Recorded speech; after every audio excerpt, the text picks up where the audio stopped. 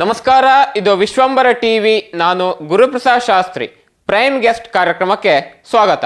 ಇವತ್ತು ನಮ್ಮ ಜೊತೆಗಿದ್ದಾರೆ ಶ್ರೀಮತಿ ಉಷಾ ರವೀಂದ್ರ ಹೆಗಡೆ ಹಂಚಿನಕೇರಿ, ಮಾಜಿ ಜಿಲ್ಲಾ ಪಂಚಾಯತ್ ಸದಸ್ಯರು, ಪ್ರಸ್ತುತ ಭಾರತೀಯ ಜನತಾ ಪಕ್ಷದ ಶಿರಸಿ ಮಂಡಲ ಅಧ್ಯಕ್ಷರಾಗಿ ಜವಾಬ್ದಾರಿಯನ್ನು ನಿರ್ವಹಿಸ್ತಾ ಇದ್ದಾರೆ. ಕಾರ್ಯಕ್ರಮಕ್ಕೆ ಆತ್ಮೀಯ ಸ್ವಾಗತ. ನಮಸ್ತೆ ಮೇಡಮ್.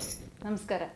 ನಮಸ್ಕಾರ. ಮೊದಲೇದಾಗಿ ನನ್ನನ್ನು ಈ ಒಂದು ಕಾರ್ಯಕ್ರಮಕ್ಕೆ ಕರೆದು ನಿಮ್ಮ ಜೊತೆ ಮಾತುಕತೆ ಮಾಡೋದಕ್ಕೆ ಅವಕಾಶ ಮಾಡಿಕೊಟ್ಟಂತಹ ವಿಶ್ವಂಬರ ಟಿವಿಗೆ ಹಾಗೂ ಈ ಒಂದು ಚಾನಲ್ನ ಎಲ್ಲ ಸಂಘಟಕರಿಗೂ ಕೂಡ ಧನ್ಯವಾದಗಳು.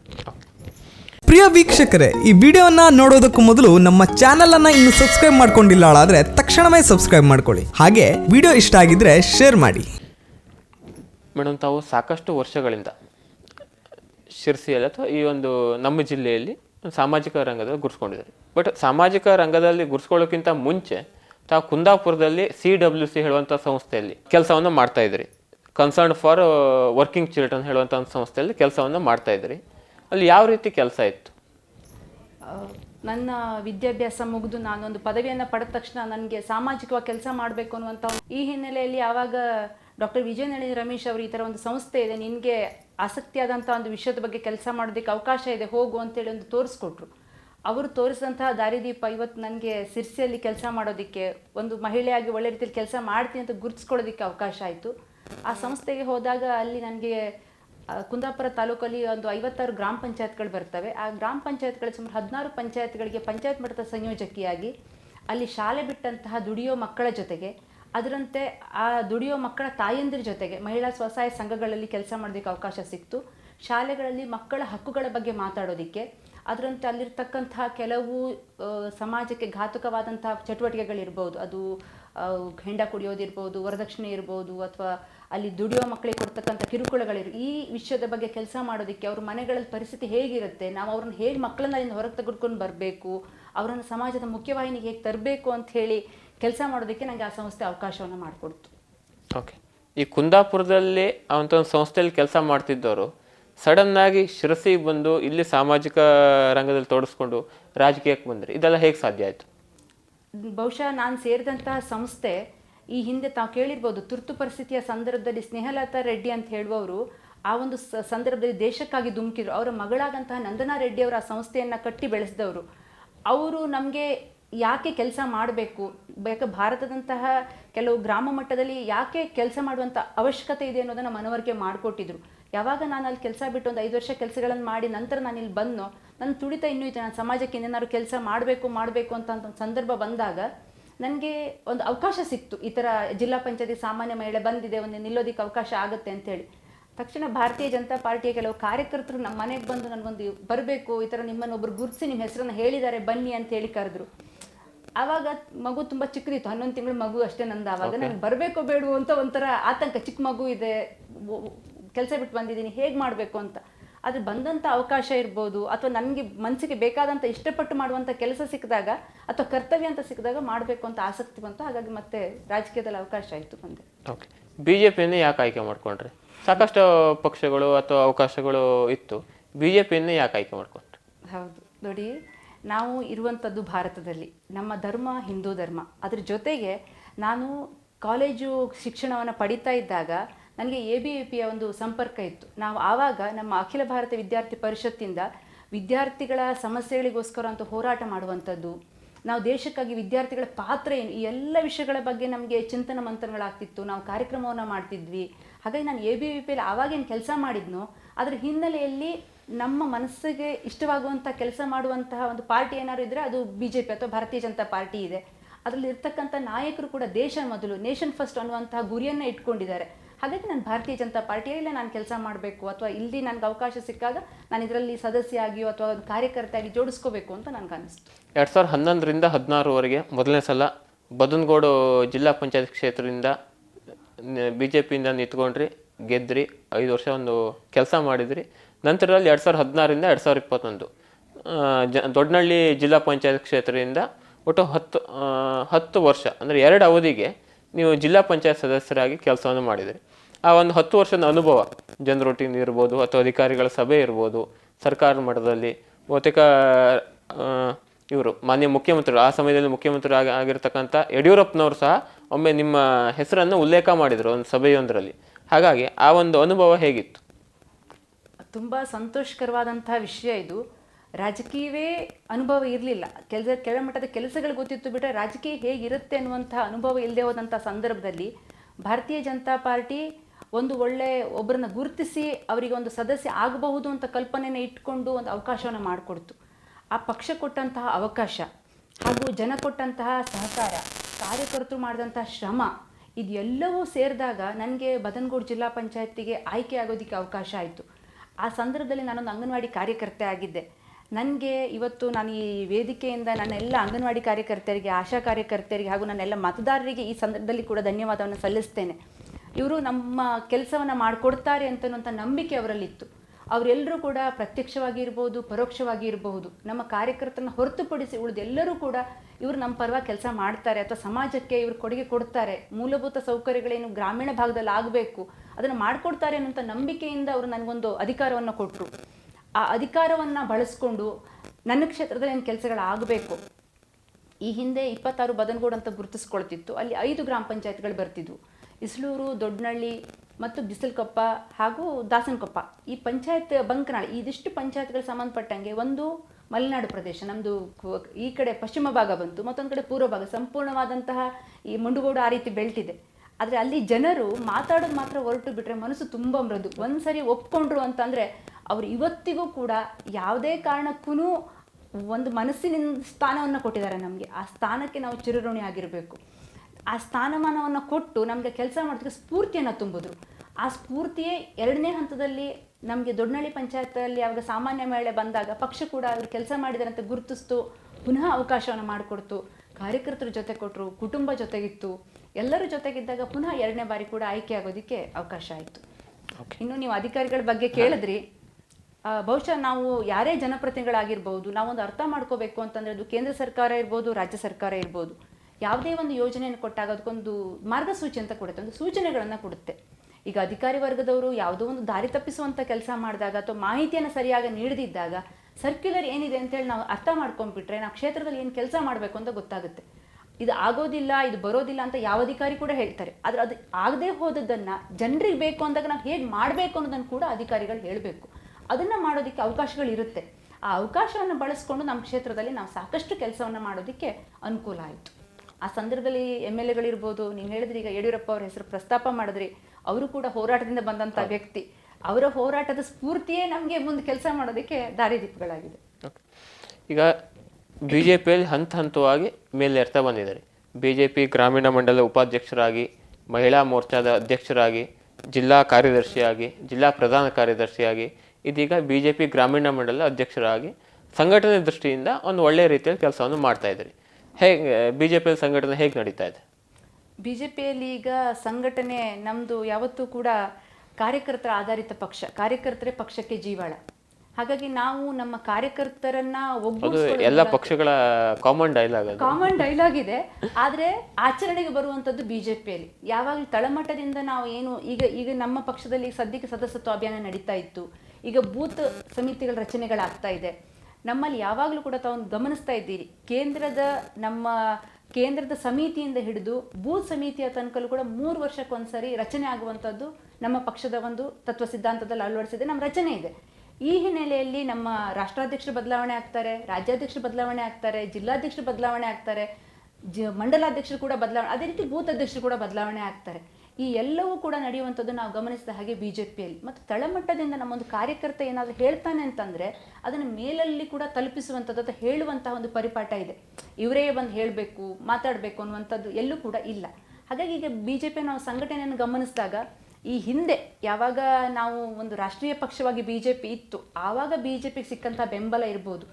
ಇವತ್ತು 15 ವರ್ಷಗಳ ಕಾಲ ಜನ ಕೊಟ್ಟಂತಹ ನಮಗೊಂದು ಮತದಾನದ ಮೂಲಕ ಕೇಂದ್ರ ಸರ್ಕಾರವನ್ನು BJP ನಡೆಸಲೇಬೇಕು ಅಂತೇಳಿ ಕೊಟ್ಟಿದ್ದಾರೆ. ಅಂದರೆ ನರೇಂದ್ರ ಮೋದಿಯವರ ಆಡಳಿತವನ್ನು ನೋಡಿದ್ದಾರೆ.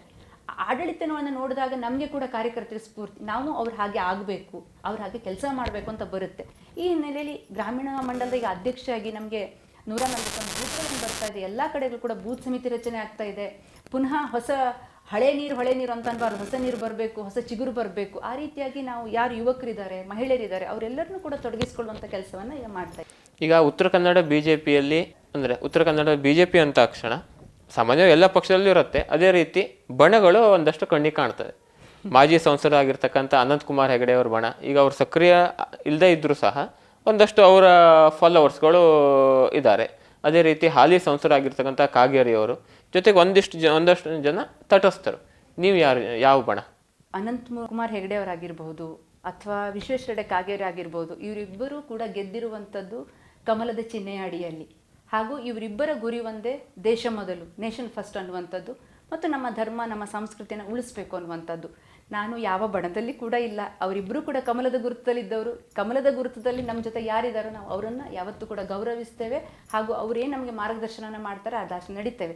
ಈ ಅನಂತ ಕುಮಾರ್ ಹೆಗಡೆ ಅವರಾಗಿರಬಹುದು ಅಥವಾ ವಿಶ್ವೇಶ್ವರ ಕಾಗೇರಿ, ನಮ್ಮ ಇಬ್ಬರೂ ಕೂಡ ತುಂಬ ಮುಖ್ಯನೇ. ನಮ್ಮ ಜಿಲ್ಲೆ 2 ಕಣ್ಣುಗಳು ಅಂತ ನಾವು ಅವ್ರನ್ನ ಹೇಳ್ಬೋದು. ಹಾಗಾಗಿ ನಮ್ಮ ಜಿಲ್ಲೆ ಇವತ್ತಿನ ದಿವಸ ಒಂದು ಸಂಘಟನಾತ್ಮಕವಾಗಿ ಉಳ್ಕೊಂಡಿದೆ ಅಥವಾ ಒಂದು ವ್ಯವಸ್ಥೆ ಅಡಿಯಲ್ಲಿ ನಡೀತಾ ಇದೆ ಅಂತಂದರೆ ಅದಕ್ಕೆ ಇವರಿಬ್ಬರು ಕೂಡ ಕಾರಣ ಅಂತ ಹೇಳೋದಕ್ಕೆ ಇಷ್ಟಪಡ್ತೇನೆ. ಮತ್ತು ನಾನು BJP ಕಮಲ. ನೀವೀಗ ಮಾತಾಡಬೇಕಿದ್ರೆ ಒಂದು ಶಬ್ದವನ್ನು ಹೇಳಿದ್ರಿ, ಹೊಸ ನೀರುಗಳು ಬರ್ತಾ ಇರಬೇಕು, ಹಳೆ ನೀರು ಆಗಬಾರ್ದು, ಹೊಸ ನೀರುಗಳು ಬರ್ತಾ ಇರಬೇಕು ಅಂತ. ಸಂಸದರಾಗಿ ಅನಂತಕುಮಾರ್ ಹೆಗಡೆ ಅವರು ಇದ್ದಿದ್ರು, ನಂತರ ಈಗ BJPಯಿಂದ ವಿಶ್ವೇಶ್ವರ ಹೆಗಡೆ ಕಾಗೇರಿ ಅವರು ಆಗಿದ್ದಾರೆ. ಹೊಸ ನೀರಿಗೆ ಅವಕಾಶ ಕೊಡ್ಬೋದಿತ್ತು ಅಂತ ಅನ್ಸತ್ತಾ? ಪಕ್ಷದ ಒಂದು ನಿರ್ಧಾರಗಳು ನಮ್ಮಲ್ಲಿ ಒಂದು ಪರಿಪಾಠ ಇದೆ, ಬಹುಮತದ ನಿರ್ಣಯಕ್ಕಿಂತ ಸರ್ವಾನುಮತದ ನಿರ್ಣಯವನ್ನು ತೆಗೆದುಕೊಳ್ಳೋದು ಅಂತ ಹೇಳಿ. ಈ ಹಿನ್ನೆಲೆಯಲ್ಲಿ ಈಗ ವಿಶ್ವೇಶ್ವರ ಕಾಗೇರಿ ಇರ್ಬೋದು, ಅನಂತಕುಮಾರ್ ಹೆಗಡೆ ಅವರು ಇರ್ಬೋದು, ಬೇರೆ ಬೇರೆ 20-22 ಜನ ಆಕಾಂಕ್ಷಿಗಳು ನಮ್ಮಲ್ಲಿ ಸಂಸದ ಸ್ಥಾನಕ್ಕೆ ತಾನು ಅಪೇಕ್ಷಿತರು ಅಥವಾ ಆಕಾಂಕ್ಷಿಗಳು ಅಂತ ಇದ್ದರು. ಪಕ್ಷ ಎಲ್ಲರನ್ನ ಒಗ್ಗೂಡಿಸ್ಕೊಂಡು ಒಮ್ಮತದ ಒಂದು ಅಭಿಪ್ರಾಯ ತೆಗೆದುಕೊಂಡಾಗ, ಒಂದು ಮನೆ ಅಂದಾಗ್ಲೇ ಭಿನ್ನಮತ ಬಂದೇ ಬರ್ತದೆ, ಅಭಿಪ್ರಾಯಗಳಲ್ಲಿ ಭೇದಗಳಾಗ್ಬೋದು. ಆದರೆ ಸರ್ವಾನುಮತದ ಅಭಿಪ್ರಾಯ ಅಂತ ಬಂದಾಗ ನಾವು ಬಹುಮತಕ್ಕೆ ಬೆಲೆಯನ್ನು ಕೊಡದೆ, ಪಕ್ಷ ಯಾರನ್ನು ಸೂಚಿಸದೆ, ಅಭ್ಯರ್ಥಿ ಆಗೋದಕ್ಕೆ ತುಂಬ ಜನರಿಗೆ ಆಕಾಂಕ್ಷೆಗಳಿರ್ತದೆ, ಅವಕಾಶಗಳಿರ್ತದೆ. ಆದರೆ ಪಕ್ಷ ಇಂಥವ್ರೊಂದು ಅಭ್ಯರ್ಥಿ ಅಂತ ಕೊಟ್ಟಾಗ ಅವರ ಪರವಾಗಿ ಕೆಲಸ ಮಾಡುವಂಥದ್ದು BJPಯ ಪ್ರತಿಯೊಬ್ಬ ಕಾರ್ಯಕರ್ತನ ಒಂದು ಸಿದ್ಧಾಂತ. ನಾವು ಮಾಡಬೇಕು, ಅವ್ರನ್ನ ಗುರುತಿಸಿಕೊಟ್ಟಿದ್ದಾರೆ ಅಂಥೇಳಿ. ಈ ಹಿನ್ನೆಲೆಯಲ್ಲಿ ಪಕ್ಷ ಅವರನ್ನು ಗುರುತಿಸಿಕೊಟ್ಟಿದೆ, ಹಾಗಾಗಿ ನಾವೆಲ್ಲರೂ ಕೂಡ ಕೆಲಸವನ್ನು ಮಾಡಿದ್ದೇವೆ. ಈಗ ಇವತ್ತಿನ ದಿನದಲ್ಲಿ ಸಾಮಾಜಿಕ ರಂಗದಲ್ಲಿ ಸಾಕಷ್ಟು ಮಹಿಳೆಯರು ಒಂದು ಹಂತದಲ್ಲಿ ಸಕ್ರಿಯವಾಗಿ ತೊಡಗಿಸ್ಕೊಳ್ತಾ ಇದ್ದಾರೆ. ಆದರೆ ರಾಜಕೀಯಕ್ಕೆ ಸಂಬಂಧಪಟ್ಟ ಹಾಗೆ ಬರ್ಲಿಕ್ಕೆ ಸ್ವಲ್ಪ ಏನೋ ಒಂದು ಹಿಂದೆಟ್ಟು ಹಾಕ್ತಾ ಇದ್ದಾರೆ. ಕಾರಣ ಏನಿರ್ಬೋದು, ಅಥವಾ ಅಂಥವ್ರಿಗೆ ಏನು ಹೇಳಲಿಕ್ಕೆ ಬಯಸ್ತೀರಿ? ತುಂಬ ಮುಖ್ಯವಾದ ಪ್ರಶ್ನೆನ ನೀವು ಕೇಳಿದ್ದೀರಿ. ನನ್ನಲ್ಲಿ ಕೂಡ ತುಂಬ ಜನ ಹೇಳ್ತಾರೆ, ನೀವು ರಾಜಕೀಯ ರಂಗಕ್ಕೆ ಯಾಕೆ ಬಂದ್ರಿ, ಯಾಕೆ ಇದನ್ನು ಆಯ್ಕೆ ಮಾಡ್ಕೊಂಡ್ರಿ, ಯಾಕೆ ಬೇಕು ಅಂಥೇಳಿ. ಆದರೆ ರಾಜಕೀಯ ಬಿಟ್ಟು ಅಥವಾ ರಾಜಕೀಯ ವ್ಯವಸ್ಥೆಯನ್ನು ಬಿಟ್ಟು ಯಾವ ಹಂತವೂ ಕೂಡ ಇಲ್ಲ. ನೀವೊಂದು ಗ್ರಾಮ ಪಂಚಾಯತ್ ವ್ಯವಸ್ಥೆಯನ್ನು ತೆಗೆದುಕೊಂಡಾಗ ಕೂಡ ನಿಮಗೊಂದು ರೇಷನ್ ಕಾರ್ಡ್ ಬೇಕು, ಅಕ್ಕಿ ಬೇಕು ಅಂತಂದಾಗ ನೀವು ರೇಷನ್ ಕಾರ್ಡಿಗೆ ಗ್ರಾಮ ಪಂಚಾಯತಿಗೆ ಹೋಗಬೇಕು, ಅಥವಾ ಗ್ರಾಮವನ್ನಲ್ಲಿ ಅಪ್ಲಿಕೇಶನ್ ಹಾಕಬೇಕು. ಮನೆ ಬೇಕು ಅಂದರೆ ಅಲ್ಲಿಗೆ ಹೋಗಬೇಕು. ಈಗ ಶಾಲೆಗಳಿಗೆ ಯಾವ ಟೈಮಿಗೆ ಆಗಬೇಕು, ಅವ್ರಿಗೆ ಯಾವ ಸಮವಸ್ತ್ರ ಧರಿಸಬೇಕು ಅಂತ ಕೂಡ ನಿರ್ಧಾರ ಆಗುವಂಥದ್ದು ಪಾರ್ಲಿಮೆಂಟಲ್ಲಿ. ಒಂದು ಕರಡು ಪ್ರತಿ ಆಗಬೇಕು, ಮಸೂದೆ ಆಗಬೇಕು, ಆಮೇಲೆ ಕಾನೂನಾಗಿ ಪರಿವರ್ತನೆ ಆಗಬೇಕು. ಇದೆಲ್ಲವೂ ಆಗುವಂಥದ್ದು ವಿಧಾನಸಭೆಯಲ್ಲಿರ್ಬೋದು, ವಿಧಾನ ಪರಿಷತ್ತಲ್ಲಿರ್ಬೋದು, ರಾಜ್ಯಸಭೆ, ಲೋಕಸಭೆಯಲ್ಲಿ ಅಂಗೀಕಾರ ಆಗುತ್ತೆ. ಹಾಗಾಗಿ ಸಮಾಜದ ಪ್ರತಿಯೊಂದು ಹಂತದ ನಿರ್ಣಯ ವ್ಯವಸ್ಥೆ ಅಡಿಯಲ್ಲಿ ಆಗಬೇಕಾದ್ರೆ ಆ ವ್ಯವಸ್ಥೆಗೆ ಮಹಿಳೆಯರಿದ್ದರೆ ಅವರು ಒಂದು ಕುಟುಂಬದಿಂದ ಹಿಡಿದು ಸಮಾಜದ ಎಲ್ಲ ಭಾಗದಲ್ಲಿ ಪ್ರಮುಖ ಪಾತ್ರವನ್ನು ವಹಿಸ್ತಾರೆ. ಆವಾಗ ಮಹಿಳೆಯರಿಗೆ ಕೂಡ ಇದು ಹೀಗಿದ್ರೆ ಚೆನ್ನಾಗಿತ್ತು ಅಂತ ಅಭಿಪ್ರಾಯವನ್ನು ಹೇಳೋದಕ್ಕೆ ಅಥವಾ ಸಮಾಜದಲ್ಲಿ ಒಂದು ಬದಲಾವಣೆಯನ್ನು ತರೋದಕ್ಕೆ ಮಹಿಳೆಯರಿಗೆ ಒಂದು ಒಳ್ಳೆಯ ಅವಕಾಶ ರಾಜಕೀಯ ರಂಗ. ಅದು ಗ್ರಾಮ ಪಂಚಾಯತಿಯಿಂದ ಹಿಡಿದು ನಮಗೆ ಸಂಸತ್ತು ಲೋಕಸಭೆ ತನಕ ಮಹಿಳೆಯರು ಇದನ್ನು ಬಯಸ್ತಾ ಇದ್ದಾರೆ. ಅವರಿಗೆ ಅವಕಾಶ ಸಿಗಬೇಕಿತ್ತು ಅಂತ. ಸಿಕ್ಕ ಅವಕಾಶವನ್ನು ಪಡೆದುಕೊಳ್ಳೋದು ಅಂತಕ್ಕಾದರೆ ಸಿಕ್ಕ ಅವಕಾಶವನ್ನು ಬಳಸ್ಕೊಳ್ಳುವಂಥದ್ದು. ಹಾಗಾಗಿ ಮಹಿಳೆಯರು ಹೆಚ್ಚು ರಾಜಕೀಯ ರಂಗಕ್ಕೆ ಬರಬೇಕು. ಮತ್ತು ಯಾರು ಈ ತೊಂದರೆ ಇರ್ತಕ್ಕಂಥ ಹೆಣ್ಮಕ್ಳಿದ್ದಾರೆ ಅಥವಾ ನಮಗೆ ಕಲಿಕೆಯಲ್ಲಿರ್ಬೋದು, ಉದ್ಯೋಗದಲ್ಲಿರ್ಬೋದು, ಆಡಳಿತ ತನಕ ಇರ್ಬೋದು, ಮಹಿಳೆಯರಿಗೆ ಏನು ಸೌಲಭ್ಯಗಳು ಸಿಗಬೇಕು ಅಂತ ಬಯಸ್ತಾರೋ ಅದನ್ನು ಮಾಡಬೇಕು ಅಂತಂದರೆ ಹೆಚ್ಚು ಮಹಿಳೆಯರು ರಾಜಕೀಯ ರಂಗಕ್ಕೆ ಬರಬೇಕು ಅಂಥೇಳಿ ನಾನು ಆಶೆಯನ್ನು ಪಡ್ತೇನೆ. ಓಕೆ. ಕಳೆದ ಒಂದು 8 ದಿನದಿಂದ ದೇಶಾದ್ಯಂತ ಸುದ್ದಿಯಲ್ಲಿರೋದು BJP ಪಕ್ಷದ ಹಿರಿಯ ಧುರೀಣರು, ಮಾನ್ಯ ಗೃಹ ಸಚಿವರಾಗಿರ್ತಕ್ಕಂಥ ಅಮಿತ್ ಶಾ ಅವರು ಸಂಸತ್ತಿನಲ್ಲಿ ಮಾತನಾಡುವಾಗ ಅಂಬೇಡ್ಕರ್ ಅವರಿಗೆ ಅವಮಾನ ಮಾಡಿದ್ದಾರೆ, ಪರಮ ಪೂಜನೀಯ ಬಾಬಾ ಸಾಹೇಬ್ ಅಂಬೇಡ್ಕರ್ ಅವರಿಗೆ ಅವಮಾನ ಮಾಡಿದ್ದಾರೆ ಹೇಳಿ ಕಾಂಗ್ರೆಸ್ ದೇಶಾದ್ಯಂತ ಪ್ರತಿಭಟನೆ ಮಾಡ್ತಾ ಇದೆ. ಅವರ ಒಂದು ರಾಜೀನಾಮೆಯನ್ನು ಸಹ ಕೇಳ್ತಾ ಇದೆ. ಅವರು ನಿಜವಾಗಿಯೂ ಅಂದರೆ ಅಂಬೇಡ್ಕರ್ ಅವರಿಗೆ ಅವಮಾನ ಮಾಡಿದ್ದು ಹೌದಾ? ಜೊತೆಗೆ BJPಗರಿಗೆ ಅಂಬೇಡ್ಕರ್ ಅವ್ರ ಮೇಲೆ ಗೌರವ ಇಲ್ಲ, ಅಂಬೇಡ್ಕರ್ ಅವರನ್ನು ಕೀಳಾಗಿ ನೋಡುತ್ತೆ ಹೇಳುವಂಥ ಭಾವನೆ, ಸಾಕಷ್ಟು ಆರೋಪಗಳು ಕಾಂಗ್ರೆಸ್ನವರು ಮಾಡ್ತಾರೆ. ಏನು ಹೇಳ್ತೀವಿ? ಈ ದೇಶ ಗಮನಿಸಿದ ಹಾಗೆ ಸಂವಿಧಾನ ಇರ್ಬೋದು ಅಥವಾ ಡಾಕ್ಟರ್ ಬಾಬಾ ಸಾಹೇಬ್ ಅಂಬೇಡ್ಕರ್ ಇರ್ಬೋದು, ಅವರ ಮೂಲ ಉದ್ದೇಶ, ಅವರ ತತ್ವ ಸಿದ್ಧಾಂತಗಳಿಗೆ ಗೌರವವನ್ನು ಕೊಟ್ಟಂಥದ್ದು, ಮಾನ್ಯತೆಯನ್ನು ಕೊಟ್ಟಂಥದ್ದು, ಸಂವಿಧಾನದಲ್ಲಿ ಬರೆದಂತಹ ಲಿಖಿತವಾದಂತಹ ಪ್ರತಿಯೊಂದು ಅಕ್ಷರಗಳಿಗೆ ಗೌರವವನ್ನು ತಂದುಕೊಟ್ಟದ್ದು BJP ಸರ್ಕಾರ ಮತ್ತು ನಮ್ಮ ಕಾರ್ಯಕರ್ತರಿರ್ಬೋದು, ಇವತ್ತಿಗೂ ಕೂಡ ಸಂವಿಧಾನಕ್ಕಾಗಿರ್ಬೋದು, ಡಾಕ್ಟರ್ ಬಾಬಾ ಸಾಹೇಬ್ ಅಂಬೇಡ್ಕರ್ ಜಿ ಅವರಿಗಾಗಿರ್ಬೋದು ಅವಮಾನ ಮಾಡುವಂತಹ ಯಾವ ಕೆಲಸವನ್ನು BJP ಮಾಡಿಲ್ಲ. ತಾವು ಪಂಚತೀರ್ಥಗಳನ್ನು ಇವತ್ತಿಗೆ ಯಾರು ಅಭಿವೃದ್ಧಿಪಡಿಸಿದ್ರು ಅಂತ ಕೇಳಿದ್ರೆ ಅದು BJPಯ ಸರ್ಕಾರ ಇದ್ದಾಗ, ನರೇಂದ್ರ ಮೋದಿ ಅವರ ನೇತೃತ್ವದ ಸರ್ಕಾರ ಇದ್ದಾಗ ಅಭಿವೃದ್ಧಿ ಆಗಿರುವಂಥದ್ದು. ಹಾಗೂ ರಾಮನಾಥ್ ಕೋವಿಂದ್ ಅವರಿರ್ಬೋದು ಅಥವಾ ದ್ರೌಪದಿ ಮುರ್ಮು ಅವರಿರ್ಬೋದು, ಅವ್ರನ್ನೊಂದು ನಮ್ಮ ಸರ್ವಶ್ರೇಷ್ಠವಾದಂತಹ ಒಂದು ಅಧಿಕಾರ ಸ್ಥಾನವಾದಂಥ ರಾಷ್ಟ್ರಪತಿ ಹುದ್ದೆಯನ್ನು ಕೊಟ್ಟಿರ್ತಕ್ಕಂಥದ್ದು BJP ಸರ್ಕಾರ. ಹಾಗಾಗಿ ಯಾವುದೇ ಒಂದು ಮೀಸಲಾತಿ ಅಂತ ಬಂದಾಗಿರ್ಬೋದು ಅಥವಾ ಡಾಕ್ಟರ್ ಅಂಬೇಡ್ಕರ್ ಬರೆದಂತಹ ಸಂವಿಧಾನದ ಬಗ್ಗೆ ಗೌರವ ಕೊಡುವಂಥದ್ದನ್ನು ಕಲ್ತ್ಕೋಬೇಕಾಗಿದ್ದು ಕಾಂಗ್ರೆಸ್ನವರೇ ಹೊರತಾಗಿ BJP ಅವರಲ್ಲ. ಅವರು ಯಾವ ಹಂತದಲ್ಲೂ ಕೂಡ ಇದನ್ನು ಮಾಡಿಲ್ಲ.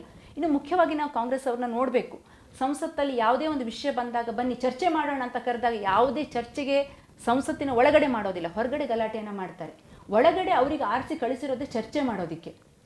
ತಿದ್ದುಪಡಿ ಆಗಬೇಕಂದ್ರೆ ತಿದ್ದುಪಡಿ ಮಾಡಬೇಕು, ವಿಷಯಗಳನ್ನು ಮಾತಾಡೋ ವಿಷಯಗಳನ್ನು ಮಾಡಬೇಕು, ಅಥವಾ ಯಾವುದೇ ಕಾಯ್ದೆ ಅಥವಾ ಸಂಬಂಧಪಟ್ಟಂತಹ ಯೋಜನೆಗಳು ಬಂದಾಗ ಚರ್ಚೆ ಮಾಡಲಿ ಅಂತ ಕರೆದಾಗ ಸಂಸತ್ತನ್ನು ಒಳಗಡೆ ಚರ್ಚೆ ಮಾಡಬೇಕು ಅಂತ ಜನ ಆಯ್ಕೆ ಮಾಡಿ ಕಳಿಸಿದಾಗ ಹೊರಗಡೆ ಹೋಗಿ ಗಲಾಟೆ ಮಾಡೋದು, ಜನರಿಗೆ ಕೊಡುವಂಥ ತಪ್ಪು ಮಾಹಿತಿಗಳನ್ನು ಕೊಡುವಂಥದ್ದು, ಆ ರೀತಿಯನ್ನು ಮಾಡಿದಾಗ ಅದು ಜನ ಸಹಿಸೋದಿಲ್ಲ. ಒಂದು ಹಂತಕ್ಕೆ ನೋಡ್ತಾರೆ, ಆದರೆ ಯಾವಾಗ ಅದು ತಪ್ಪು ಅಂತ ಕಾಣಿಸುತ್ತೋ ಆವಾಗ ಜನರೇ ಅವ್ರ ವಿರುದ್ಧ ತಿರುಗಿ ಬೀಳ್ತಾರೆ.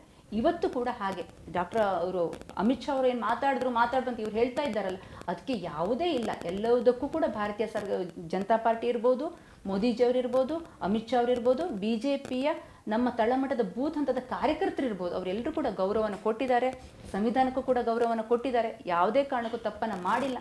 ಕಾಂಗ್ರೆಸ್ ಅವರೇ ನಿಮ್ಗೆ ಏನಾದರೂ ಮಾತಾಡಬೇಕು ಅಂದರೆ ಸಂಸತ್ತಿನ ಒಳಗಡೆ ಬನ್ನಿ, ಹೊರಗಡೆ ಮಾತಾಡಬೇಡಿ. ನಿಮ್ಗೆ ಜನ ಕೊಟ್ಟಿದ್ದಾರೆ ಅವಕಾಶನ ಬಳಸ್ಕೊಳ್ಳಿ, ಅಷ್ಟೇ ನಾನು ಹೇಳೋದು. ಓಕೆ, ಈಗ ರಾಜ್ಯದ BJP ಸುದ್ದಿಗೆ ಬರೋದಾದರೆ ಯತ್ನಾಳ್ ಅವರು ಜೊತೆಗೆ ರಾಜ್ಯ BJP ಅಧ್ಯಕ್ಷರಾಗಿರ್ತಕ್ಕ ವಿಜಯೇಂದ್ರ ನಡುವಿನ ಏನು ಕಗ್ಗಂಟು ಅಥವಾ ಒಂದು ಒಡಕು ಯಾವಾಗ ಸರಿ ಆಗತ್ತೆ ಅಂತ ಅನ್ಸುತ್ತೆ ನಿಮಗೆ? ಸರ್, ಈಗಾಗಲೇ ದೆಹಲಿ ಮಟ್ಟದಲ್ಲಿ ಚರ್ಚೆ ಆಗಿದೆ, ರಾಜ್ಯ ಮಟ್ಟದಲ್ಲಿ ಚರ್ಚೆ ಆಗಿದೆ.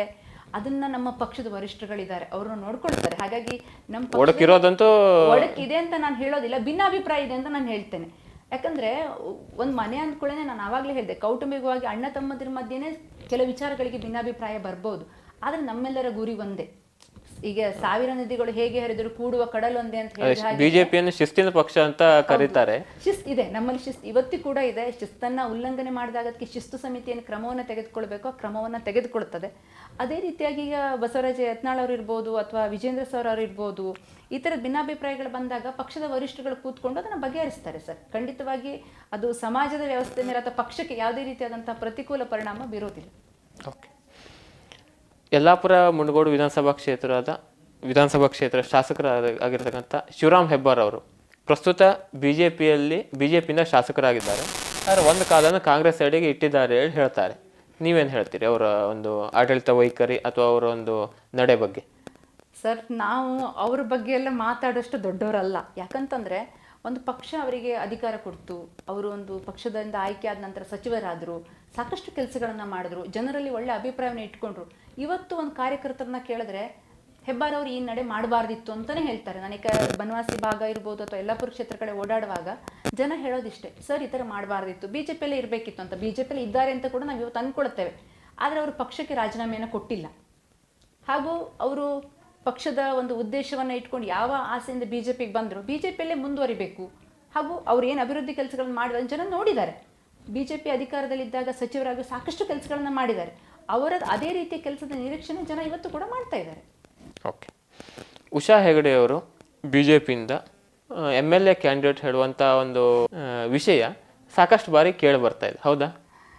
ಖಂಡಿತವಾಗಿ ನೋಡಿ, ಈ MLA ಆಗಿರ್ಬೋದು, MP ಆಗಿರ್ಬೋದು, ಈ ರೀತಿ ಆಗಬೇಕು ಅಂತ ಕನಸನ್ನು ಕಂಡವಳಲ್ಲ ನಾನು. ಆದರೆ ಪಕ್ಷ ನಮ್ಗೆ ಯಾವಾಗ ಜಿಲ್ಲಾ ಪಂಚಾಯತಲ್ಲಿ ಒಮ್ಮೆ ಗೆದ್ದಾಗ ಇನ್ನೊಮ್ಮೆ ಕೂಡ ಅವಕಾಶ ಮಾಡಿಕೊಡ್ತು. ಭಾರತೀಯ ಜನತಾ ಪಾರ್ಟಿ ಒಂದು ಕಾರ್ಯಕರ್ತರು ಯಾವ ಹುದ್ದೆಗೆ ಹೋಗಬೇಕು, ಅವರಿಗೆ ಯಾವ ಸ್ಥಾನಮಾನ ಕೊಡಬೇಕು ಅಂಥೇಳಿ ಗುರುತಿಸುತ್ತೆ.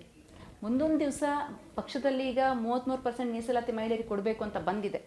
ಕೆಲಸ ಮಾಡ್ತೀನಿ ಅಂತ ಗೊತ್ತಾದಾಗ, ಸಮಾಜದಲ್ಲಿ ಇವರೊಂದು ಜನರ ಜೊತೆಗೆ ಬೇಕು ಅಂತೇಳಿ ಪಕ್ಷ ಗುರುತಿಸಿದಾಗ, ಪಕ್ಷ ಖಂಡಿತವಾಗಿ ಯಾರು ಚೆನ್ನಾಗಿ ಕೆಲಸ ಮಾಡ್ತಾ ಇದ್ದಾರೋ, ಸಂಘಟನೆಗೆ ಯಾರು ಕೆಲಸ ಮಾಡ್ತಾ ಇದ್ದಾರೋ ಅವರನ್ನು ಗುರುತಿಸಿ ಅವಕಾಶವನ್ನು ಮಾಡಿಕೊಡುತ್ತೆ ಅನ್ನುವಂಥ ನಂಬಿಕೆ ನನಗಿದೆ. ಒಂದೊಮ್ಮೆ ಅವಕಾಶ ಬಂದಾಗ ಖಂಡಿತವಾಗಿ ಸಿರಿಸಿದ್ದಾಪುರ ಕ್ಷೇತ್ರದಲ್ಲಿರ್ಬೋದು ಅಥವಾ ಪಕ್ಷ ಎಲ್ಲಿ ನನ್ನ ಅವಕಾಶ ಮಾಡಿಕೊಡುತ್ತೋ ಅಲ್ಲಿ ನಾನು ಜನರ ಪರವಾಗಿ ಕೆಲಸವನ್ನು, ಪಕ್ಷ ಸಂಘಟನೆ ಹಾಗೂ ಜನರ ಪರವಾಗಿ ಕೆಲಸವನ್ನು ಮಾಡ್ತೇನೆ. ಓಕೆ, ಕಳೆದ ಸಾಕಷ್ಟು ವರ್ಷಗಳಿಂದ ಬಹುತೇಕ ಒಂದು 20-25 ವರ್ಷಗಳಿಂದ ಶಿರಸಿಯಲ್ಲಿ BJP ಅಧಿಕಾರದಲ್ಲಿತ್ತು. BJPಯಿಂದ ಶಾಸಕರಾಗಿ ಆಯ್ಕೆ ಆಗ್ತಾ ಇದ್ದರು. ಈ ಬಾರಿ ಅದಕ್ಕೆ ವಿರುದ್ಧವಾಗಿ ಅಂದರೆ ಕಾಂಗ್ರೆಸ್ನಿಂದ ಭೀಮಣ್ಣ ನಾಯಕ್ ಅವರು MLA ಆಗಿ ಆಯ್ಕೆ ಆಗಿದ್ದಾರೆ. ಅವ್ರ ಕೆಲಸ ಹೇಗೆ ಮಾಡ್ತಾ ಇದ್ದಾರೆ, ಸಮಾಧಾನ ಇದೆಯಾ ನಿಮಗೆ? ಸರ್, ಕಳೆದ 1.5 ವರ್ಷದಿಂದ ನಾವೆಲ್ಲ ಗಮನಿಸಿದ ಹಾಗೇನೆ ಜನರು ಬದಲಾವಣೆಯನ್ನು ಬಯಸಿದ್ರು. ಅಭಿವೃದ್ಧಿ ಪರವಾಗಿ ಬೇರೆ ಏನೋ ಬರಬೇಕು ಅಥವಾ ಕಾಯಂ ಇವರನ್ನು ನೋಡ್ತಾ ಏನೋ ಬದಲಾವಣೆಗಳಾಗಬೇಕು ಅಂತ ತುಂಬ ಜನರು, ಸಾಮಾನ್ಯ ಜನರ ಮಾತಲ್ಲಿತ್ತು. ಯಾಕಂದರೆ ನಾನು ಕೂಡ ಒಂದು ಮಧ್ಯಮ ವರ್ಗದ ಮಹಿಳೆ ಆದ್ದರಿಂದ ತರಕಾರಿ ತರೋದಕ್ಕಿರ್ಬೋದು, ಸ್ಕೂಲ್ ಮಕ್ಕಳು ಬಿಡ್ಲಿಕ್ಕೆ ಹೋದಾಗಿರ್ಬೋದು, ಅಥವಾ ಬೇರೆ ಬೇರೆ ರಂಗದಲ್ಲಿ ಹೋದಾಗ ನಮ್ಗೆ ಕೇಳಿಸ್ಕೊಳ್ಳಿದ್ರೆ ಈ ಸರಿ ಬದಲಾವಣೆ ಬಯಸ್ತಾ ಇದ್ದಾರೆ ಜನ, ಆಗಬೇಕು ಅಂತ. ಇವತ್ತು ಸಿರಸಿ ಸಿದ್ದಾಪುರದ ಜನ ಏನು ನಿರೀಕ್ಷೆ ಮಾಡಿದರೋ ನಿರೀಕ್ಷೆ ಹುಸಿಯಾಗಿದೆ. ಇವತ್ತು ಕಾಗೇರಿ ಅವರು ತಂದಂತಹ ಅನುದಾನಗಳು, ಅದೇ ಕೆಲಸದ ಗುದ್ಲಿ ಪೂಜೆಗಳಾಗ್ತಾ ಇದೆ, ಅದೇ ಕೆಲಸದ ಕಾಮಗಾರಿಗಳ ಉದ್ಘಾಟನೆ ಆಗ್ತಾ ಇದೆ ಬಿಟ್ಟರೆ ಇವರು ಹೊಸದಾದಂಥ ಯಾವುದೇ ಕಾಮಗಾರಿಗಳನ್ನು ತಂದಿಲ್ಲ. ಈಗಾಗಲೇ ಚಿಕ್ಕ ಉದಾಹರಣೆ ಕೊಟ್ಟು ಹೇಳಬೇಕು ಅಂದರೆ, ನಮ್ಮ ದೊಡ್ಡನಹಳ್ಳಿ ಗ್ರಾಮ ಪಂಚಾಯತ್ ವ್ಯಾಪ್ತಿಯಲ್ಲಿ 4 ಕೋಟಿ ರೂಪಾಯಿ ಕಾಮಗಾರಿ, ಅಲ್ಪಸಂಖ್ಯಾತ ನಿಧಿಯಿಂದ ಕಾಮಗಾರಿ ಗುದ್ಲಿ ಪೂಜೆನ ಮಾಡಿದ್ರು. 1.5 ವರ್ಷ ಆಯಿತು ಮಾಡಿ. ಇವತ್ತಿಗೂ ಕೂಡ ಕಾಮಗಾರಿ ಪೂರ್ಣಗೊಂಡಿಲ್ಲ, ಅನುದಾನಗಳು ವಾಪಸ್ ಹೋಗಿದೆ. ಸಿರಸಿ ಸಿದ್ದಾಪುರ ಕ್ಷೇತ್ರಕ್ಕೆ 5,000 ಮನೆಗಳು ಬಂದಿದ್ದು, ವಸತಿ ಮನೆಗಳು. ಆ ಮನೆಗಳ ಜನರಿಗೆ ಪಾಪ ಅವ್ರಿಗೆ ಇದೊಂದು ಸಮಯ, ಡಿಸೆಂಬರ್, ಜನವರಿ, ಫೆಬ್ರವರಿಯಲ್ಲಿ ಮಳೆ ಕಡಿಮೆ ಇರುತ್ತೆ, ಮನೆ ಕಟ್ಕೋಬೇಕು, ಅರ್ಧಂಬರ್ಧ ಆಗಿದ ಮನೆನ ಪೂರ್ಣಗೊಳಿಸ್ಕೋಬೇಕು, ಆಮೇಲೆ ಮಳೆಗಾಲ ಬರುತ್ತೆ ಅಂಥೇಳಿ. ಕಳೆದ ಒಂದು 8 ತಿಂಗಳ ಹಿಂದೆ ಒಂದು 29,300 ಜಮಾ ಆಗಿದೆ. ಯಾರು ಫಲಾನುಭವಿ ಅವರ ಖಾತೆ, ಇವತ್ತಿನ ತನಕ ಅವ್ರಿಗೆ ಹಣ ಜಮಾ ಆಗಿಲ್ಲ.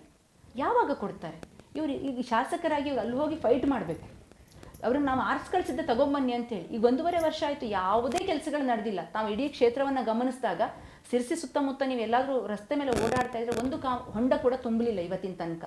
ಯಾವುದೇ ಕಾಮಗಾರಿಗಳು ಜನ ಏನು ನಿರೀಕ್ಷೆ ಮಾಡಿದ್ರು ಆ ನಿರೀಕ್ಷೆ ಇವತ್ತಿನ ತನಕ ತಲುಪಲಿಕ್ಕೆ ಆಗಲಿಲ್ಲ ಅವ್ರ ಹತ್ರ. ಓಕೆ, ಮುಂದಿನ ಒಂದು 10 ವರ್ಷದ ನಂತರ ಉಷಾ ಹೆಗಡೆ ಅವರು ಎಲ್ಲಿ ಇರಬೇಕಂತ ಬಯಸ್ತೀರಿ? ಜೊತೆಗೆ ಕಾಂಗ್ರೆಸ್ಸಿಂದ ಮತ್ತೆ ಯಾವುದೋ ಒಂದು ಅವಕಾಶದ, ದೊಡ್ಡ ಪ್ರಮಾಣದ ಅವಕಾಶ ಸಿಕ್ತು ಅಂದರೆ ಕಾಂಗ್ರೆಸ್ಗೆ ಅಥವಾ ಬೇರೆ ಪಕ್ಷಕ್ಕೆ ಹೋಗಲಿಕ್ಕೆ ಸಿದ್ಧರಿದ್ದೀರಾ? ಖಂಡಿತವಾಗ್ಲೂ ನೋಡಿ, ಮುಂದೆ ಏನಾಗುತ್ತೆ ಅಂಥೇಳಿ ಯಾರು ಕೂಡ ನಿರೀಕ್ಷೆ ಮಾಡಲಿಕ್ಕೆ ಸಾಧ್ಯ ಇಲ್ಲ. ಈಗ 10 ವರ್ಷದ ನಂತರ ನೀವು ಹೇಗಿರ್ತೀರಿ ಅಂತ ಕೇಳಿದ್ರೆ, ನಾನು ಅವತ್ತು ಕೂಡ ದೇಶ ಮೊದಲು, ನೇಷನ್ ಫಸ್ಟ್ ಅನ್ನುವಂತಹ ಆಲೋಚನೆಯೇ ಇಟ್ಕೊಂಡಿದ್ದವಳು. ಹಿಂದೂ ಇದೇ ಥರ, ಮುಂದೂ ಇದೇ ಥರ, ಒಂದೇ ರೀತಿಯಾಗಿರಬೇಕು ಅಂಥೇಳಿ ಆಸೆ ಇರುವಂಥದ್ದು. ಮುಂದೊಂದು 10 ವರ್ಷಗಳ ಕಾಲ ಸಮಾಜ ಹೇಗಿರುತ್ತೆ, ಅಥವಾ ರಾಜಕೀಯ ಪಕ್ಷಗಳು ಏನೇ ಆಗಿರಬಹುದು, ಆದರೆ ಸಮಾಜಮುಖಿಯಾದಂತಹ ಚಟುವಟಿಕೆಗಳನ್ನು ಮಾಡೋದಕ್ಕೆ, ಸಮಾಜಮುಖಿಯಾದಂಥ ಚಿಂತನೆಯನ್ನು ಮಾಡೋದಕ್ಕೆ, ನಮ್ಮಿಂದ ಹೆಚ್ಚು ಮಹಿಳೆಯರಿಗೆ ಅನುಕೂಲವಾಗುವಂಥ ಕೆಲಸಗಳನ್ನು ಮಾಡೋದಕ್ಕೆ, ಅಥವಾ ಯುವಕರನ್ನ ನಮ್ಮ ಒಂದು ದೇಶದ ಅಭಿವೃದ್ಧಿಗೆ ತೊಡಗಿಸ್ಕೊಳ್ಳೋದಕ್ಕೆ, ವಿಕಸಿತ ಭಾರತವನ್ನು ಮಾಡೋದಕ್ಕೆ ಏನು ಮೋದಿಯವರು ಕನಸು ಕಂಡಿದ್ದಾರೋ ಆ ಕನಸಿಗೆ ನಮ್ಮದೊಂದು ಅಳಿಲು ಸೇವೆಯನ್ನು ಕೊಡೋದಕ್ಕೆ ಯಾವತ್ತೂ ಕೂಡ ಇರ್ತೇನೆ ಅನ್ನೋಂಥ ಮಾತನ್ನು ಹೇಳ್ಬೋದು. ಭಾರತೀಯ ಜನತಾ ಪಾರ್ಟಿಯನ್ನು ಸೇರಿದ್ದಕ್ಕಾಗಿ ದೇಶವನ್ನು ವಿಶ್ವಗುರು ಮಾಡಲಿಕ್ಕೆ ಹೊರಟಂತಹ ಶ್ರೀಯುತ ನರೇಂದ್ರ ಮೋದಿಜಿಯವರನ್ನು 2 ಬಾರಿ ಭೇಟಿಯಾಗುವಂಥ ಒಂದು ಅವಕಾಶ ಸಿಕ್ತು. ಒಮ್ಮೆ ಅಂಕೋಲದಲ್ಲಿ ಅವರು ಚುನಾವಣಾ ಪ್ರಚಾರಾರ್ಥವಾಗಿ ಬಂದಂತಹ ಸಂದರ್ಭದಲ್ಲಿ ಅವರನ್ನು ಹೆಲಿಪ್ಯಾಡಲ್ಲಿ ರಿಸೀವ್ ಮಾಡುವಂಥ ಒಂದು ಅವಕಾಶ. ಬಹುಶಃ ಅವರು ಭೂಮಿಗೆ ಒಂದು ಕಾಲನ್ನು ಇಟ್ಕೊಂಡಾಗ ನಮ್ಮ ಮೈಯಲ್ಲಿ ಆದಂಥ ವೈಬ್ರೇಷನ್ ಇರ್ಬೋದು, ಅದು ಗೂಸ್ ಪಿಂಪಲ್ಸ್ ಬಂದ್ಬಿಡ್ತು ನಮ್ಗೆ, ಅದು ಅವರನ್ನು ನೋಡಿದಾಗ ಅಷ್ಟು ಧನ್ಯತಾ ಭಾವನೆ ಬಂತು. ಆ ಒಂದು ಅವಕಾಶ ಸಿಕ್ತು. ಅದ್ರಿಗೆ ಅವರು ನಮ್ಮ ಲೋಕಸಭಾ ಚುನಾವಣಾ ಪ್ರಚಾರಾರ್ಥ ಬಂದಾಗ ಅನಿರೀಕ್ಷಿತವಾಗಿ, ಅದು ನಿರೀಕ್ಷಿತ ಕೂಡ ಅಲ್ಲ, ಅನಿರೀಕ್ಷಿತವಾಗಿ ಅವರ ಕಾರ್ಯಕ್ರಮವನ್ನು ನಿರೂಪಣೆ ಮಾಡುವಂತಹ ಒಂದು ಸದಾವಕಾಶ ಸಿಕ್ಕಿದ್ದು ನನಗೆ ಭಾರತೀಯ ಜನತಾ ಪಾರ್ಟಿಯಿಂದಾಗಿ. ಹಾಗಾಗಿ ನಾನು ಭಾರತೀಯ ಜನತಾ ಪಾರ್ಟಿಗೆ ನಮ್ಮ ವಿಶ್ವಗುರುವನ್ನು ಮಾಡಲಿಕ್ಕೆ ಹೊರಟಂತಹ ನರೇಂದ್ರ ಮೋದಿಜಿಯವರನ್ನು, ಅಭಿವೃದ್ಧಿ ಹರಿಕಾರರನ್ನು, ಹಾಗೂ ಅವರನ್ನು ನೋಡಬೇಕು ಅಂತ ಹತ್ತಿರದಿಂದ ನೋಡಬೇಕು ಅಂತ ಹಂಬಲ ಇರುತ್ತೆ. ಆ ಅವಕಾಶ ನನಗೆ ಸಿಕ್ಕಿದ್ದು ನನ್ನ ಈ ಜನ್ಮದ ಪುಣ್ಯ ಅಂತೇಳಿ ಕೂಡ ನಾನು ಭಾವಿಸ್ತೇನೆ. ಇವತ್ತಿನ ಪ್ರೈಮ್ ಗೆಸ್ಟ್ ಕಾರ್ಯಕ್ರಮದಲ್ಲಿ ನಮ್ಮ ಜೊತೆ ಉಪಸ್ಥಿತರಿದ್ದು ಅಭಿಪ್ರಾಯ ಅನಿಸಿಕೆ ಹಂಚಿಕೊಂಡಿರುವ ಶ್ರೀಮತಿ ಉಷಾ ರವೀಂದ್ರ ಹೆಗಡೆ ಹಂಚಿನಕೆರೆ ಇವರಿಗೆ ವಿಶ್ವಂಬರ ಟಿವಿ ವತಿಯಿಂದ ಹೃತ್ಪೂರ್ವಕ ಕೃತಜ್ಞತೆಗಳನ್ನು ಸಲ್ಲಿಸ್ತಾ ಇದ್ದೇವೆ. ವಿಶ್ವಂಬರ ಟಿವಿ ಕುರಿತಾಗಿ ಒಂದೆರಡು ಅನಿಸಿಕೆಯನ್ನು ಹಂಚ್ಕೋಬೇಕು ಅಂತ ಕೇಳ್ಕೊತೀನಿ. ಅತ್ಯಂತ ಕಡಿಮೆ ಸಮಯದಲ್ಲಿ ಶೀಘ್ರವಾಗಿ ಜನಪರವಾದಂತಹ ಕಾಳಜಿಯನ್ನು ಇಟ್ಕೊಂಡು ಜನರನ್ನು ತಲುಪಿರುವಂಥ ವಾಹಿನಿ ಅಂತಂದರೆ ವಿಶ್ವಂಬರ ಟಿವಿ. ಇವತ್ತು ಸಿರಸಿಯ ಸುತ್ತಮುತ್ತ ಜನ ಕೆಲವು ಚಾನಲ್ಗಳನ್ನು ನೋಡ್ತಿದ್ರು, ಆದರೆ ಇವತ್ತು ನಿಖರವಾದಂತಹ ಹಾಗೂ ಪ್ರಖರವಾದಂಥ ಸುದ್ದಿಗಳನ್ನು ಕೇಳ್ತಾ ಇರುವಂತಹ ಚಾನಲ್ ಇದಾಗಿದೆ. ಹಾಗಾಗಿ ಮನೆ ಮಾತಾಗಿರುವಂಥ ಚಾನಲ್ ಇದು ತುಂಬ ಚೆನ್ನಾಗಿ ಬರ್ತಾ ಇದೆ, ಜನರ ಮನಸ್ಸಲ್ಲಿ ಸತ್ಯವಾದಂಥ ವಿಷಯಗಳನ್ನು ಹೇಳ್ತಾ ಇದೆ. ಹಾಗಾಗಿ ಈ ಒಂದು ಚಾನಲ್ ಇದೇ ರೀತಿಯಾಗಿ ಇಡೀ ನಮ್ಮ ಕರ್ನಾಟಕ ರಾಜ್ಯದಲ್ಲಿ ಇರ್ಬೋದು, ದೇಶದಲ್ಲಿ ಹೆಸರುವಾಸಿ ಆಗಲಿ. ಮತ್ತು ತಾವೇನು ಎಲ್ಲ ವ್ಯಕ್ತಿಗಳನ್ನು, ಎಲ್ಲ ರಂಗದಲ್ಲಿರುವಂತಹ ವ್ಯಕ್ತಿಗಳನ್ನು ಕರ್ಕೊಂಡು ಬಂದು ಅವ್ರ ಜೊತೆ ಮಾತುಕತೆ ಮಾಡ್ತೀರಾ, ಇದು ತುಂಬ ಜನರಿಗೆ ಅವ್ರ ಪರಿಚಯ ಇರೋದಿಲ್ಲ. ಆದರೆ ಅವ್ರ ಪರಿಚಯವನ್ನು ಮಾಡುವಂಥ ಕೆಲಸವನ್ನು ನೀವು ನಮ್ಮ ಕ್ಷೇತ್ರದ ಸುತ್ತಮುತ್ತ ಇರುವಂಥ ಎಲ್ಲರನ್ನೂ ಕೂಡ ಪರಿಚಯ ಮಾಡುವಂಥ ಕೆಲಸವನ್ನು ಮಾಡ್ತಾ ಇದ್ದೀರಿ. ಅವರ ಆಸಕ್ತಿಯನ್ನು ಬೆಳೆಸ್ತಾ ಇದ್ದೀರಿ, ಜನರಿಗೆ ತುಂಬ ಹತ್ತಿರವಾದಂಥ ಕೆಲಸವನ್ನು ಮಾಡ್ತಾ ಇದ್ದೀರಿ. ಕೇವಲ ಅವರ ಭಾವನೆಗಳಿಗೆ ಒಂದೇ ಅಲ್ಲ ಮನಸ್ಸಿಗೂ ಕೂಡ ಹತ್ತಿರ ಆಗಿ ಇದು ನಮ್ಮದು ಅನ್ನುವಂಥ ವಿಶ್ವಾಸನ ಬೆಳೆಸ್ತಾ ಇರೋದಕ್ಕೆ ತುಂಬ ಅಭಿನಂದನೆಗಳನ್ನು ಸಲ್ಲಿಸೋದಕ್ಕೆ ಇಷ್ಟಪಡ್ತಾ ಇದ್ದೀನಿ. ತಾವು ಕೂಡ ಅತ್ಯಂತ ಸುಂದರವಾಗಿ ಕಾರ್ಯಕ್ರಮ ನಿರೂಪಣೆ ಮಾಡಿಕೊಡ್ತಾ ಇದ್ದೀವಿ. ಧನ್ಯವಾದ. ಧನ್ಯವಾದ.